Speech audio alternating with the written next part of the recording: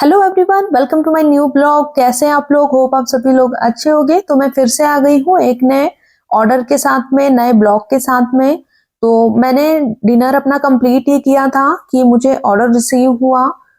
तो ऑर्डर मुझे रिसीव हुआ था नाइट में 10 बजे डिनर के बाद में। और ये जो ऑर्डर है ये न्यू कस्टमर ने किया है। तो ऑर्डर है 1 प्लेट छोले भटूरे का और एक एक्स्ट्रा भटूरे का।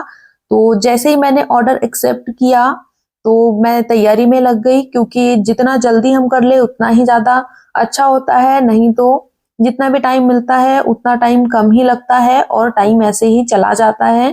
तो इसीलिए जल्दी से बिना टाइम वेस्ट किए मैंने अपना काम स्टार्ट कर दिया।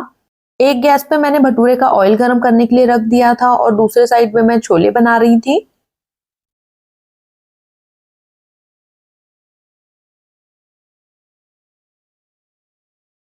तो मुझे काफी सारे कमेंट रिसीव हुए हैं और जो वीडियो मैंने डाला था तो काफी सारे लोगों के साथ में यही सेम चीजें हुई है और उनके साथ में भी सेम यही हुआ है जो अभी मेरे साथ में हो रहा है।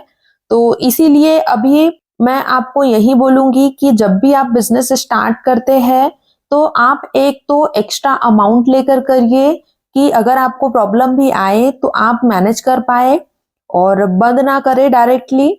और बाद में आपको ऐड भी लेने पड़ सकते हैं, बिना ऐड के आपको जोमेटो या स्विगी ऑर्डर नहीं देते हैं। तो चाहे आपकी लोकेशन कितनी ही अच्छी हो, चाहे आपके रेस्टोरेंट पे कितनी ही अच्छी रेटिंग्स हो या फिर कितने ही अच्छे फीडबैक आपके रेस्टोरेंट पे हो, तो भी आपको ऑर्डर्स नहीं मिलेंगे। ऑर्डर्स इसलिए नहीं मिलेंगे क्योंकि स्विगी और जोमेटो बिना ऐड के अपना जो रेस्टोरेंट है वो कस्टमर को शो नहीं कराता है, ऊपर नहीं दिखाता है, काफी नीचे दिखाता है।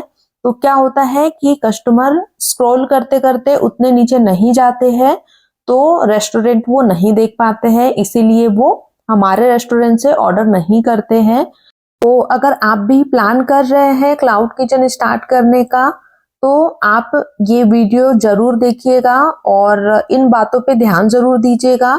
चाहे आप कितनी ही फूड की क्वालिटी आप अच्छी दो, लेकिन स्टार्टिंग में जितने लोग आपके पास से लेकिन स्टार्टिंग में जितने भी कस्टमर आपके साथ में जुड़े होंगे वो रिपीटेड कस्टमर तो बन जाएंगे, बट न्यू कस्टमर्स नहीं आएंगे। तो इसमें काफी प्रॉब्लम आएगी आपको, क्योंकि न्यू कस्टमर अगर नहीं ऐड होंगे तो आपकी सेल्स भी नहीं होगी और ग्रोथ भी नहीं होगी, क्योंकि ऑर्डर्स नहीं आएंगे ज्यादा। क्योंकि रिपीटेड कस्टमर के ही ऑर्डर्स आएंगे और थोड़े बहुत ही आएंगे। तो इसीलिए न्यू कस्टमर की रिक्वायरमेंट होती है, बट वो तभी होगा जब जोमेटो और स्विगी रेस्टोरेंट को ऊपर शो करेगा। एक तो स्विगी और जोमेटो ऑनबोर्डिंग का चार्जेस भी लेते हैं और पर ऑर्डर पे कमीशन भी अपना कट करते हैं, चार्जेस के साथ में ही, ऑनबोर्डिंग फीस के साथ में। और उसके बाद में जैसे ही ऑनबोर्डिंग फीस कंप्लीट होती है और हम कुछ भी नहीं कमा पाते हैं और हमने जो अमाउंट लगाया है फूड बनाने के लिए, पैकेजिंग के लिए, हमारी जो मेहनत लगी है वो कुछ भी हमें नहीं मिलती है। और साथ ही में जब हमारा प्रॉफिट निकलने का टाइम आता है या फिर हमने जो अमाउंट लगाया है वो निकालने का टाइम आता है तो फिर ऑर्डर्स ही आना बंद हो जाते हैं। तो ये प्रॉब्लम भी आती है। तो आप एक चीज जरूर ध्यान में रखिएगा कि अगर आप प्लान कर रहे हैं अभी क्लाउड किचन स्टार्ट करने का, तो आपको ये चीज ध्यान में रख के चलना होगा कि आप पहले से ही अमाउंट मैनेज करके रखें अगर आपके पास कम अमाउंट है तो। और ऐसा भी होता है कि अगर हम एड्स भी ले लेते हैं उसके बाद भी ऑर्डर्स रिसीव नहीं होते हैं तो एड्स का पैसा भी जाता है और हमने इतना जो अमाउंट लगाया वो भी जाता है, साथ ही में कुछ निकलता भी नहीं है, हमारी मेहनत भी जाती है और हम नेगेटिव हो जाते हैं, तो कुछ भी चीजें बच नहीं पाती है। तो इसीलिए किसी भी बिजनेस को स्टार्ट करने के लिए पहले आप थोड़ा सा स्टार्टअप करिए। अगर आपका बिजनेस चलता है तभी आप उसमें पैसा लगाइए, अदरवाइज अगर आप पहले से पैसा लगा देते हैं और उसके बाद में अगर नहीं चलता है आपका बिजनेस तो आपको प्रॉब्लम आएगी। बट एक सॉल्यूशन ये भी है कि अगर आप ऑनलाइन के भरोसे ना रह के अगर आप ऑनलाइन के साथ में ऑफलाइन भी चलाते हैं अपना बिजनेस, ऑफलाइन अगर आप कस्टमर बनाते हैं तो आप अपने ऑफलाइन कस्टमर से प्रॉफिट निकाल सकते हैं और वो चीजें जो रहेगी कि आपका बिजनेस बन जाएगा कि लोगों को आपके बारे में पता रहेगा, तो हर बार वो आपसे ही ऑर्डर करेंगे। तो ये आप कर सकते हैं। अभी मैंने ऑफलाइन स्टार्ट नहीं किया है और अभी वैसे मेरा कुछ प्लान भी नहीं है ऑफलाइन के लिए, तो अभी तो मैं सिर्फ ऑनलाइन ही चला रही हूँ। बट मैं आपको ज़रूर सजेशन दूंगी कि अगर आपने भी क्लाउड किचन स्टार्ट किया है तो आप ऑफलाइन भी सेल करना स्टार्ट कर दीजिए। अपने रेस्टोरेंट की एडवर्टाइजमेंट करिए, कार्ड आप बनवाइए और आप बोर्ड भी लगवा सकते हैं अपने घर के आगे, तो लोगों को पता भी चलेगा कि आप क्या सेल करते हैं और क्या ऑर्डर कर सकते हैं। तो इससे आपके रेस्टोरेंट की ग्रोथ होगी और आपकी सेल्स भी अच्छी होगी।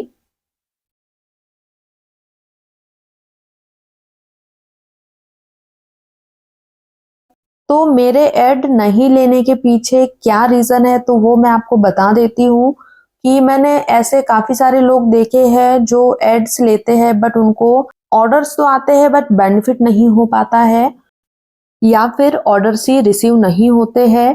तो दोनों ही सिचुएशन में उनको लॉस होता है। क्योंकि लॉस इसलिए होता है क्योंकि जोमेटो या स्विगी तब तक ऑर्डर हमें देते हैं जब तक कि उनका जो अमाउंट है वो डिडक्ट ना हो जाए, कट ना जाए।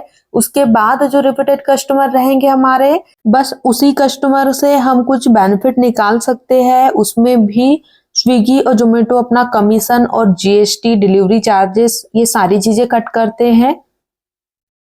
तो मेरी एक फ्रेंड है और उन्होंने बिजनेस स्टार्ट किया था अपना कैफे से, वो अपना बिजनेस चला रहे थे और उन्होंने स्विगी और जोमेटो में अपने रेस्टोरेंट को ऑनबोर्ड किया था।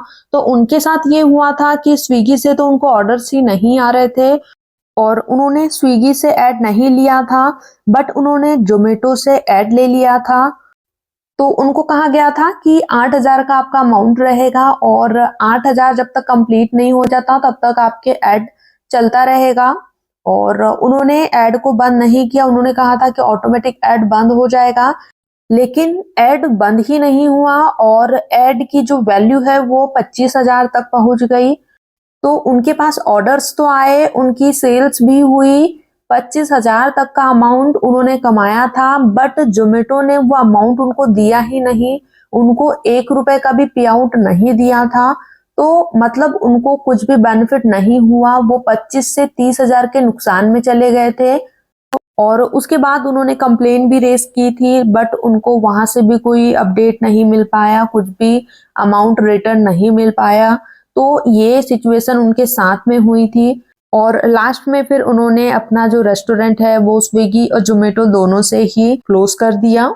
तो इसीलिए मुझे बिल्कुल भी ट्रस्ट नहीं है किसी भी ऐड पर, तो इसीलिए मैं ऐड नहीं लेती हूँ। तो मैं भी आपसे यही बोलूंगी कि ऐड कोशिश करिएगा कि ना ले आप, क्योंकि मुझे नहीं लगता कि कोई भी बेनिफिट होता है ऐड में। क्योंकि जितने ऑर्डर्स आते हैं उन ऑर्डर्स में तो ऐड का पैसा ही देना होता है, वही निकल जाता है और हमारी जो लागत है, जो फूड बनाने के लिए हमें अमाउंट लगता है, पैकेजिंग के लिए हमारी जो मेहनत है, और कुछ भी हमें नहीं मिलता है। तो सोच समझ कर ही आप ऐड ले या फिर बिजनेस स्टार्ट करें। अगर आपको मेरी इन्फॉर्मेशन अच्छी लगी हो, यूजफुल लगी हो, तो प्लीज आप वीडियो को लाइक, शेयर एंड सब्सक्राइब जरूर करें। बेल आइकन पे प्रेस जरूर करें ताकि आने वाले वीडियोस के नोटिफिकेशन आप तक आए और सबसे पहले वीडियो आप देख पाए, या फिर आप लास्ट में भी देखते हैं बट वीडियो आप देख पाएंगे और आपको इन्फॉर्मेशन मिल पाएंगी। तो ऑर्डर मैंने रेडी कर दिया है, सामने राइडर भैया भी आ चुके हैं, उनका कॉल आया था, तो अब मैं ऑर्डर देने जा रही हूँ।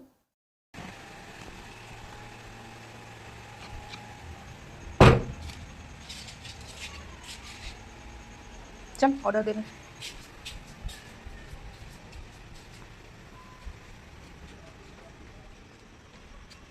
भैया भैया इधर पीछे। तो भैया आगे वाले घर के पास में खड़े हो जाते हैं, फिर मुझे उनको आवाज देनी होती है तब वो आते हैं। तो इतनी नाइट में काफी दिक्कत आती है, कभी कभी तो बहुत नाइट में भी मुझे आवाज लगानी पड़ती है। तो ऑर्डर को मैंने टाइम पे हैंडओवर कर दिया है। तो मिलते हैं आपसे नेक्स्ट वीडियो में नए ब्लॉग, नए अपडेट के साथ में। तब तक के लिए bye, thank you for watching. But अभी वीडियो खत्म नहीं हुआ है, चम्मो की बारी है अब। क्या है तुमको चम्मो? काम क्यों जा रहा है? चम्मो क्या कर रही है? अरे अरे अरे अरे अरे क्या हो गया? क्या हो गया चम्मू? मुंह क्यों छिपा रही है? चम्मू मुंह क्यों छिपा रही है? हम्म? गुस्सा गई क्या? गुस्सा है चम्मू?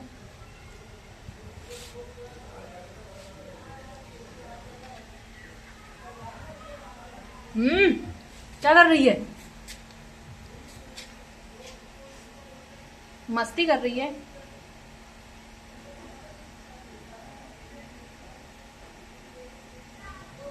चल देखो खाना देती हूँ चम्मू। नहीं चाहिए? खाना नहीं चाहिए?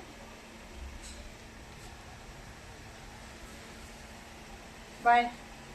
खाना ला रही कर ली। कैसे देखती है चम्मू? इधर देख, इधर इधर इधर।